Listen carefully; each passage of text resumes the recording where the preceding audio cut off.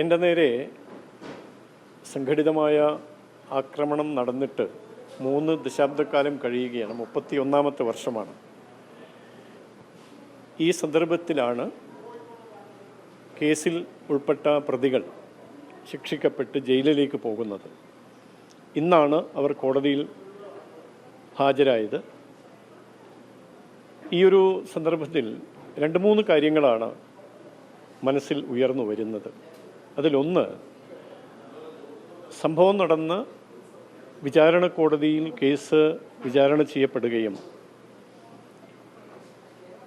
പ്രതികൾ കുറ്റക്കാരാണെന്ന് കണ്ടെത്തുകയും ചെയ്തൊരു സാഹചര്യമുണ്ട്. അതിനുശേഷം അവർ സെഷൻസ് കോടതിയിൽ അപ്പീൽ പോകുന്നു, ശിക്ഷ ശരിവയ്ക്കുന്നു. അവിടെ നിന്ന് ഹൈക്കോടതിയിൽ പോകുന്നു, അവിടെയും ശിക്ഷ ശരിവയ്ക്കുകയാണ്.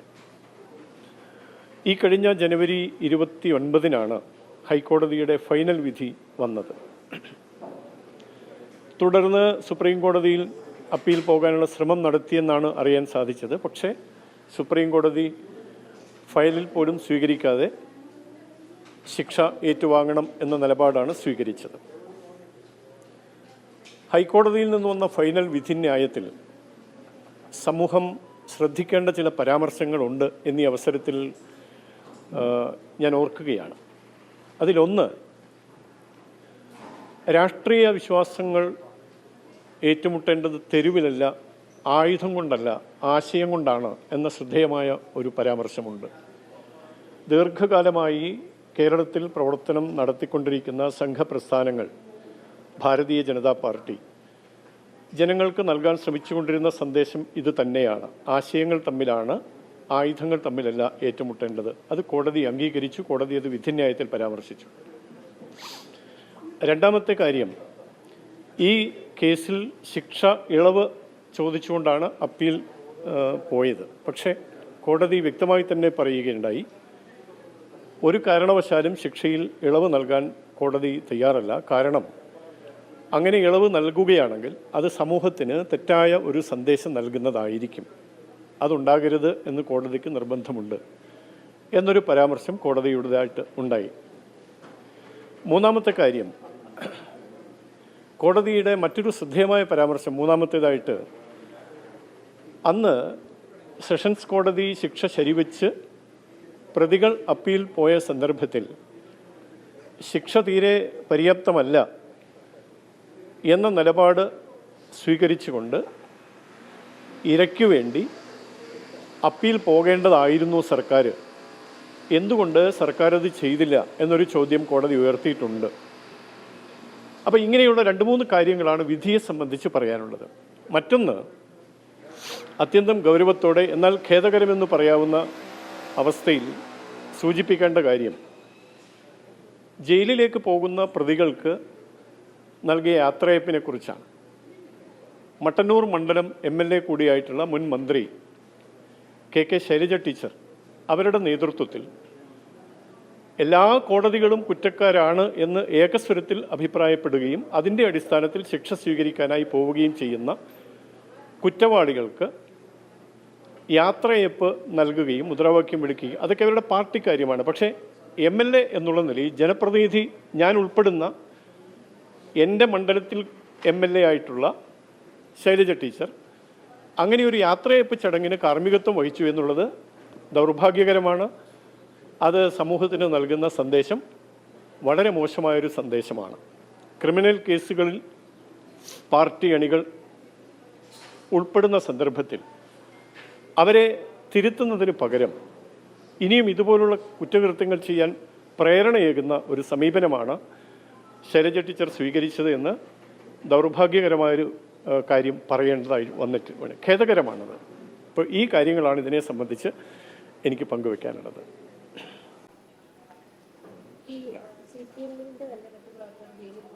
വലിയ സൗകര്യങ്ങൾ ഒരുക്കുന്നതിനെ കുറിച്ചുള്ള വാർത്തകൾ ഇപ്പോൾ വരുന്നുണ്ട്. അപ്പോൾ ഇപ്പോൾ ഒരു ശിക്ഷയ്ക്ക് വേണ്ടിയെല്ലാം പ്രവാസത്തിന് വേണ്ടിയായിരിക്കും പോകാൻ. അത് തന്നെയാണ് സന്ദേശം. നമ്മൾ ഈ അടുത്ത് കൊടിസുനിയുടെയൊക്കെ വാർത്ത അത് നമ്മൾ കണ്ടതാണ്.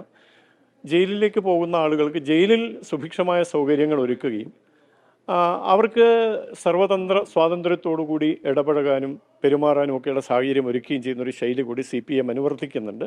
ഇതൊക്കെ സമൂഹത്തിന് തെറ്റായ സന്ദേശം നൽകുന്നത്. നമ്മളൊന്നും ആഗ്രഹിക്കാത്ത ഒന്നാണ് ഈ കക്ഷി രാഷ്ട്രീയത്തിൻ്റെ പേരിലുള്ള ആക്രമണങ്ങൾ. അപ്പോൾ ആ നിലയ്ക്ക് അതിൽ ഉൾപ്പെടുന്ന ആളുകൾക്ക് എല്ലാ സൗകര്യങ്ങളും ഒരുക്കി കൊടുക്കുക, സർക്കാർ തലത്തിൽ തന്നെ അതിന് നിയോഗിക്കപ്പെട്ട ജയിൽ ഉപദേശക സമിതിക്ക് നേതൃത്വം കൊടുക്കുന്ന നേതാക്കൾ കാർമ്മികത്വം വഹിച്ചുകൊണ്ട് ഇത്തരം കാര്യങ്ങൾ ചെയ്തു കൊടുക്കുന്നു എന്നുള്ളത് നമ്മെ സംബന്ധിച്ച് വലിയ സമൂഹത്തിന് തെറ്റായ സന്ദേശം നൽകുന്ന കാര്യമാണ് എന്നതിൽ തർക്കമില്ല.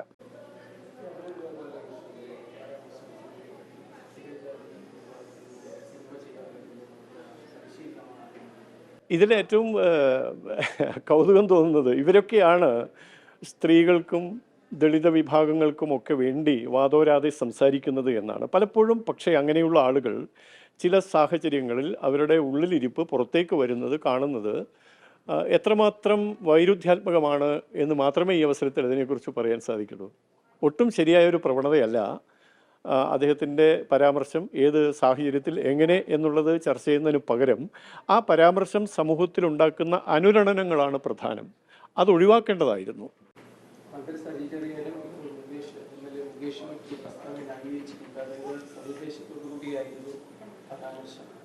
സ്വാഭാവികമാണ്, അവരത് ന്യായീകരിച്ചില്ലെങ്കിലാണ് അത്ഭുതം.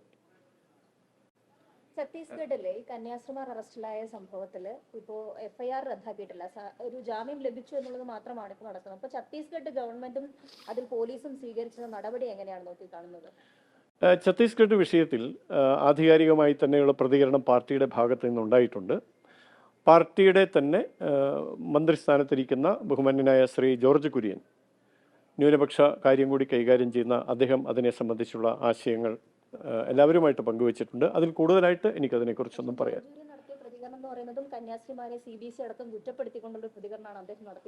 നിയമം നിയമത്തിൻ്റെ വഴിക്ക് സഞ്ചരിക്കട്ടെ എന്നുള്ളതാണ് ഇതിൻ്റെ ആകെത്തുകയായിട്ട് നമുക്ക് പറയാനുള്ളത്. അപ്പോൾ അത് ഇനിയുള്ള നാളുകൾ ഇപ്പോൾ കോടതി ജാമ്യം കൊടുത്തു എന്നത് മാത്രമാണല്ലോ, ബാക്കി അതിൻ്റെ കോടതി നടപടികൾ വരാനിരിക്കുന്നു. ആ നടപടികൾ സ്വാഭാവികമായിട്ടും അതിൻ്റെ ന്യായാന്യായങ്ങൾ ഇഴകേറി പരിശോധിക്കപ്പെടുന്ന സാഹചര്യം ഉണ്ടാകും. അപ്പോൾ നമുക്ക് നോക്കാം. ബജ്രംഗദൾ ഒരു സംഘടനയാണ്. അപ്പോൾ ആ സംഘടനയുടെ പ്രവർത്തനങ്ങൾ എത്രത്തോളമുണ്ട്, എങ്ങനെയാണ് എന്നതിനെ സംബന്ധിച്ച് നമുക്ക് അഭിപ്രായം പറയേണ്ട കാര്യമില്ല. അവർ അവരുടെ രീതിയിൽ മുന്നോട്ട് പോകുന്നു. ഏതാണ് ശരിയെന്ന് സമൂഹം വിലയിരുത്തും. അപ്പോൾ ആ നിലയ്ക്കുള്ള കാര്യങ്ങളാണ് അതിനെ സംബന്ധിച്ച് നമുക്ക് പറയാൻ സാധിക്കുക. 30 വർഷം തീർച്ചയായിട്ടും നീതി ലഭിക്കാൻ വൈകി എന്നുള്ളത് പച്ച പരമാർത്ഥമാണ്. കാരണം ഒരു ക്രിമിനൽ കേസ് നമ്മളെ സംബന്ധിച്ചിടത്തോളം 30 വർഷം നീണ്ട് അതിൻ്റെ വിധി വരിക, പ്രതികൾ കീഴടങ്ങുക എന്ന് പറയുന്നത് അത് തന്നെയാണ് സംഗതി. വൈകിയ നീതിയാണ്. പക്ഷേ നീതി കിട്ടി എന്നുള്ളതിൽ സംതൃപ്തിയുണ്ട്. 30 വർഷം മുൻപ് നടന്ന സംഭവമാണ്. അന്ന് വലിയ സംഘർഷഭരിതമായ ഒരു വർഷങ്ങളും ദിവസങ്ങളൊക്കെ ആയിരുന്നു ആ സമയത്ത്. ഇപ്പോൾ കുറച്ച് വർഷങ്ങളായിട്ട് പ്രശ്നങ്ങളൊന്നുമില്ല. അപ്പോൾ ഇപ്പോൾ ഈ വൈകിയാണെങ്കിലും ഈ പ്രതികൾ ജയിലിലേക്ക് പോകുമ്പോൾ ഒരു സ്വീകരണം കൊടുക്കുന്നു, അങ്ങനെ ഒരു ഘടകമുണ്ട്. ഇനി ഇങ്ങനെ ഒരു സംഘർഷാന്തരീക്ഷത്തിലേക്ക് പോകില്ല എന്ന് നമുക്ക് പൂർണ്ണമായി പ്രതീക്ഷിക്കാൻ പറ്റില്ല. നോക്കൂ, ഇതിൽ ഞാൻ ഇത്തരം പ്രശ്നങ്ങൾ ഉയർന്നു വന്നപ്പോഴൊക്കെ ഞാൻ വളരെ കരുതലോടെയാണ് പ്രതികരിച്ചത്. കാരണം താങ്കൾ സൂചിപ്പിച്ചതുപോലെ കേരളത്തിൽ പൊതുവിലും കണ്ണൂർ ജില്ലയിൽ പ്രത്യേകിച്ചും അരങ്ങേറിയ CPMൻ്റെ ഭാഗത്തു നിന്ന് ഉണ്ടായ അക്രമങ്ങൾ ഒരു പരിധിവരെ കുറഞ്ഞിട്ടുണ്ട്. ഒരു പരിധിവരെയല്ല, ഇപ്പോൾ പൂർണ്ണമായും സമാധാനമാണ് എന്ന് തന്നെ പറയാം.